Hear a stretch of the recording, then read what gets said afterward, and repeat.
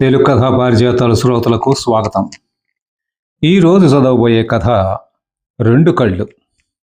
ఈ కథ దిక్సూచి అంతర్జాల మాసపత్రికలో ప్రచురితమైంది. రచనా పఠనం ఎంఆర్వి సత్యనారాయణమూర్తి. రెండు కళ్ళు కథ. మున్సిపల్ చైర్మన్ గారి ఇంటి ముందు చాలా హడావిడిగా ఉంది. ఒక అంతర్జాతీయ స్వచ్ఛంద సంస్థకు చెందిన నలుగురు అమెరికన్లు భారతదేశం వచ్చారు.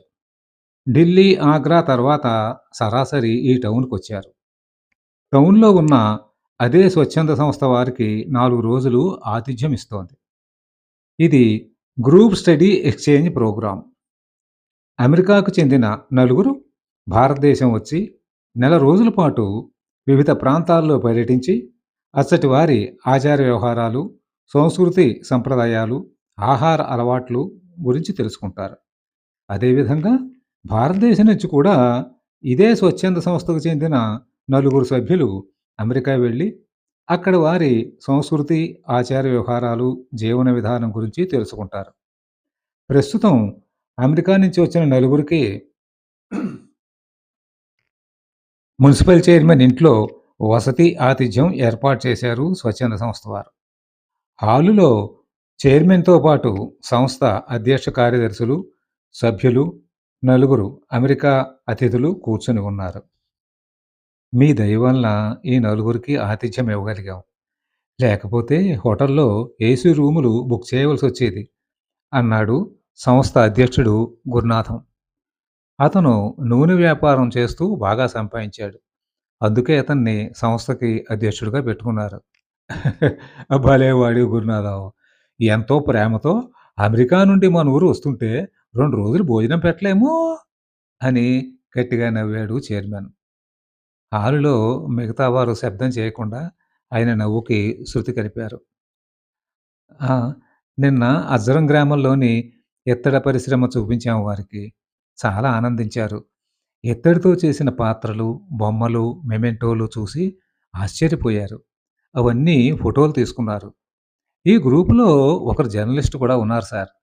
ఆయన వాళ్ళని ఇంటర్వ్యూ చేసి వీడియో తీశారు. మన high school head master Achyutaramaiah గారు ఇత్తడి పరిశ్రమ కార్మికుల మాటల్ని ఇంగ్లీష్‌లోకి అనువదించి అమెరికా వాళ్ళకి చెప్పారు.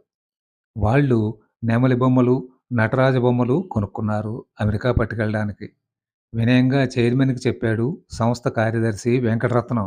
ఆహాహా! చాలా బాగుందయ్యా! సరే ఇయాల ప్రోగ్రామ్ ఏమిటి? అడిగారు చైర్మన్. మన ఊళ్ళో ఉన్న షుగర్ ఫ్యాక్టరీ, అక్కడి స్కూలు చూపిస్తామండి. మధ్యాహ్నం భోజనాలయ్యాక విశ్రాంతి తీసుకుంటారు. సాయంత్రం శివపురం శివాలయానికి తీసుకెళ్తామండి అన్నాడు గురునాథం. ఓహ్! సరే అలాగే చేయండి. ఆ! నా కోసం చూడకండి. మీ భోజనాలు అవి మా బావమరిది చూస్తాడు. మీరు కూడా ఆళ్ళతో పాటే భోజనాలు చేసి ఇక్కడే రెస్ట్ తీసుకోండి. మేడ మీద 4 గదులు మీకోసమే ఉంచాను. నాకు ఆఫీసులో పని ఉంది. సాయంత్రం ఏమో పార్టీ మీటింగ్ ఉంది. ఓకేనా? అన్నాడు చైర్మన్. గురునాథం, వెంకటరత్నం మిగతా సభ్యులు అలాగే అన్నట్టు తలూపారు. చైర్మన్ అమెరికా అతిథులు నలుగురికి నమస్కారం చేసి బయటకొచ్చి కారెక్కి వెళ్ళిపోయారు. హెడ్ మాస్టర్ అచ్యుతరామయ్య గారు రాగానే సంస్థ సభ్యులు అమెరికా అతిథులు 4 కార్లలో టౌన్ చివర ఉన్న షుగర్ ఫ్యాక్టరీకి వెళ్ళారు. ఫ్యాక్టరీ గేట్ దగ్గరే ఫ్యాక్టరీ మేనేజరు వారికి స్వాగతం పలికి లోపలికి తీసుకెళ్లారు. అప్పటికే ఫ్యాక్టరీ ఆవరణలో చెరుకు గడలతో నిండుగా ఉన్న ట్రాక్టర్లు, రెండేట్ల బళ్ళు, బారులు తీరి ఉన్నాయి. సమీప గ్రామాలలో ఎన్ని ఎకరాలలో రైతులు చెరుకు పండిస్తారో, ఫ్యాక్టరీలో రోజు ఎన్ని టన్నుల పంచదార ఉత్పత్తి అవుతుందో అమెరికా అతిథులకి ఇంగ్లీష్‌లో వివరించాడు మేనేజర్. ఓహ్! వెరీ గ్రేట్ అన్నాడు అమెరికన్ జర్నలిస్ట్ అది విని. ఫ్యాక్టరీ అంతా చూశాక వాళ్ళని ఫ్యాక్టరీ ఆధ్వర్యంలో నిర్వహిస్తున్న హై స్కూల్‌కి తీసుకెళ్లారు మేనేజర్. స్కూల్ పిల్లలందరూ అతిథులకు గులాబీలిచ్చి స్వాగతం పలికారు. తర్వాత అవయవదానం గురించి తెలిపే చిన్న స్కిట్ ప్రదర్శించారు పిల్లలు.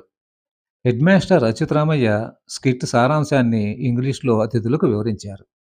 అమెరికా వారు, స్వచ్ఛంద సంస్థలు సభ్యులు చప్పట్లు కొట్టి పిల్లలందరినీ అభినందించారు. తర్వాత పిల్లలతో వారు ఫోటోలు కూడా తీసుకున్నారు. మధ్యాహ్నం 1 గంటకి మున్సిపల్ చైర్మన్ ఇంటికి వచ్చి భోజనాలు చేసి విశ్రాంతి తీసుకున్నారు అందరూ. 3 గంటలకు అందరూ శివపురం వెళ్ళడానికి రెడీ అయ్యారు. కానీ అచ్యుతరామయ్య గారు రాలేదు. వాళ్ళ బంధువుకి సీరియస్‌గా ఉందని కబురు రావడంతో రాజమండ్రి హాస్పిటల్‌కి వెళ్లారని కబురొచ్చింది. ఆ సంగతి తెలిసి చిరాకు పడిపోతున్నాడు గురునాథం. ఏమిటో ఈ పంతులకి కంగారెక్కువయ్యా! సాయంత్రం మనతో వచ్చి రేపు పొద్దున్నే వెళ్ళొచ్చుగా! ఇప్పుడు మనకి ఇంగ్లీష్ బాగా వచ్చినోడు ఎవరు దొరుకుతారు? అన్నాడు వెంకటరత్నంతో. మళ్ళీ అందరూ 4 కార్లలో టౌన్‌కి 20 కిలోమీటర్ల దూరం ఉన్న శివపురం బయలుదేరారు. దారిలో పచ్చని చేలు, పంట కాలువలో బాతుల గుంపులు చూసి అమెరికా అతిథులు కారు దిగి ఫోటోలు తీసుకున్నారు. 4 గంటలకు అందరూ శివపురం చేరుకున్నారు. మహిళలే నిర్వహిస్తున్న నవ్వార నేత కేంద్రం, లేసుల అల్లిక కేంద్రం అతిథులకి చూపించాడు గురునాథం. ఒక అరగంట అక్కడ గడిపి శివాలయానికి వెళ్లారు అందరూ. ఆలయ ట్రస్టీ అందరికీ డోలు సన్నాయిలతో స్వాగతం పలికి లోపలికి తీసుకెళ్ళాడు. స్వామివార్ల, అమ్మవార్ల దర్శనాలయ్యాక ధ్వజస్తంభం దగ్గర కూర్చున్నారు అందరూ. కొద్ది దూరంలోనే ఉన్న ఆలయ కోనేరు మీద నుండి వస్తున్న చల్లని గాలులు అందరినీ సేద తీరుస్తున్నాయి. కోనేరు చుట్టూ దేవకాంచనం, కరివేర, కన్నేరు, నందివర్ధనం చెట్లు ఏపుగా పెరిగి ఉన్నాయి. ధ్వజస్తంభం ఎదురుగా 7 అంతస్తులతో ఉన్న రాజగోపురం మీద అందమైన శిల్పాలు అతిథుల్ని బాగా ఆకర్షించాయి. ఈ దేవాలయం గురించి ఎన్ని సంవత్సరాలయింది? ఆ! దీన్ని నిర్మించిన వాళ్ళెవరు? దీని చరిత్ర చెప్పగలరా? అని గురునాథాన్ని అడిగాడు జర్నలిస్ట్ పీటర్. గురునాథం ట్రస్టీ కేసి తిరిగాడు. ట్రస్టీ తెలుగులో ఏదో చెప్పాడు. అది అమెరికా వాళ్ళకి అర్థం కాలేదు. ఇంగ్లీష్‌లో చెప్పగలిగే వాళ్ళు లేరా ఇక్కడ? ట్రస్టీని అడిగాడు గురునాథం. ఆ! ఆ! ఉన్నారు. మా పంతులు గారిని పిలుచుకొస్తాను అని గుడిలోకి వెళ్ళాడు ట్రస్టీ.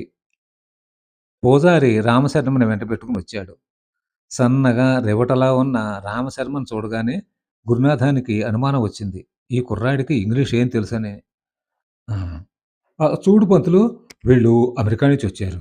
మన గుడి బాగుంటుందని, గొప్పగా ఉంటుందని ఇక్కడ తీసుకొచ్చాం. మా టౌన్ హై స్కూల్ హెడ్ మాస్టారు ఇంగ్లీషు చాలా బాగా మాట్లాడతాడు. పొద్దున్న మాతోనే ఉన్నాడు. అర్జెంట్ పని వచ్చి రాజమండ్రి వెళ్ళాడు. నువ్వు మీ గుడి గురించి ఇంగ్లీష్‌లో వీళ్ళకి చెప్పగలవా? అడిగాడు గురునాథం. నా శక్తి కొద్దీ ప్రయత్నం చేస్తానండి అని రామశర్మ అతిథులకేసి తిరిగి తనని తాను పరిచయం చేసుకున్నాడు ఇంగ్లీష్‌లో. ఆ తర్వాత గుడి గురించి చెప్పడం ప్రారంభించాడు. ఇక్కడి స్వామివారు స్వయంభువు. వెలిసిన దేవుడు. సుమారు 2500 సంవత్సరాల క్రితం ఈ దేవాలయం నిర్మించారని చెబుతారు. పురావస్తు శాఖ వారు కూడా ఈ దేవాలయం చాలా ప్రాచీనమైనదిగా గుర్తించారు. ఈ దేవాలయ రాజగోపురం 1941లో వచ్చిన గాలివానకు కూలిపోయింది. స్థానిక ప్రముఖుల, మరికొందర దాతల సహాయంతో 1960లో ఇప్పుడు మీరు చూస్తున్న ఈ రాజగోపురాన్ని నిర్మించారు. మొదటి అంతస్తులోని శిల్పాలు అష్టదిక్పాలకులవి. రెండవ అంతస్తులో దశావతారాలు. మూడవ అంతస్తులో తాండవ గణపతి, హనుమంతుని రామభక్తి సంబంధిత శిల్పాలు ఉన్నాయి. నాలుగవ అంతస్తులో నవదుర్గలు. ఐదవ అంతస్తులో నవగ్రహాలు. ఆరవ అంతస్తులో భక్త కన్నప్ప, భక్త మార్కండేయ, శ్రీకాళహస్తి మహత్యం తెలిపే శిల్పాలు ఉన్నాయి. ఏడో అంతస్తు మీద 5 శిఖరాలున్నాయి. పైకి వెళ్ళడానికి గోపురం లోపల మెట్లు ఉన్నాయి. పైనుంచి చూస్తే పాలకొల్లు క్షీరారామలింగేశ్వర స్వామి గుడి గోపురం కనిపిస్తుంది. రాజరాజ నరేంద్రుడు రాజమండ్రిని పరిపాలించేటప్పుడు ఈ శివపురం ఆయన ఏలుబడిలో ఉండేది. ఇక్కడి ప్రజలు వ్యవసాయం మీదే ఆధారపడి జీవిస్తారు. ధవళేశ్వరం వద్ద గోదావరి నదికి ఆనకట్ట నిర్మించాక తవ్విన మంచినీటి కాలువల వలన ఈ ప్రాంతం అంతా సస్యశ్యామలంగా మారింది. ఏడాదికి 2 సార్లు వరి పండిస్తారు. ఈ ఊరిలో 10 ధాన్యం మిల్లులు ఉన్నాయంటే ఇక్కడి రైతులు వరి ఎంత బాగా పండిస్తారో మీరే ఊహించుకోవచ్చు. అమెరికా నుంచి ప్రత్యేకంగా మా శివపురం చూడ్డానికి వచ్చినందుకు మీ అందరికీ మా గ్రామస్తుల తరపున ధన్యవాదాలు తెలియజేస్తున్నాను అని అతిథులకేసి తిరిగి నమస్కరించాడు రామశర్మ. గంగా ప్రవాహంలా సాగిన అతని ఇంగ్లీష్ ఉచ్చారణకి గురునాథం, వెంకటరత్నం సంస్థ సభ్యులు చేష్టలుడిగి రామశర్మకేసి చూస్తుండిపోయారు. అమెరికా అతిథులు ఆనందంగా చప్పట్లు కొట్టి, "వెరీ గ్రేట్ రామ్ శర్మ గారు. Thanks. Thank you so much" అని అన్నారు. మా పంతులు గారు తెలుగు, సంస్కృతం, ఇంగ్లీషుల్లో 3 ఎంఏలు చేశారండి. ఎంతోమంది కాలేజీ వాళ్ళు వచ్చి, మా కాలేజీలో లెక్చరర్‌గా చేరండి. చాలా పెద్ద జీతం ఇస్తా అన్నా వెళ్ళలేదండి. తరతరాల నుండి వస్తున్న దేవుడి సేవని వదులుకోనని చెప్పారండి. వృద్ధులైన తల్లిదండ్రులను చూసుకుంటూ ఇక్కడే ఉంటున్నారండి. గర్వంగా చెప్పాడు ఆలయ ట్రస్టీ. అంతటి విద్యాధికుణ్ణి ఏకవచనంలో మాట్లాడినందుకు సిగ్గుపడి తలదించుకున్నాడు గురునాథం. తన వృత్తిని, తల్లిదండ్రుల సేవని 2 కళ్ళుగా భావించి ఆదర్శంగా జీవిస్తున్న రామశర్మకు 2 చేతులు పైకెత్తి నమస్కరించాడు వెంకటరత్నం. కథ సమాప్తం. కథ నచ్చితే లైక్ చేయండి, షేర్ చేయండి, సబ్స్క్రైబ్ చేయండి. ధన్యవాదాలు.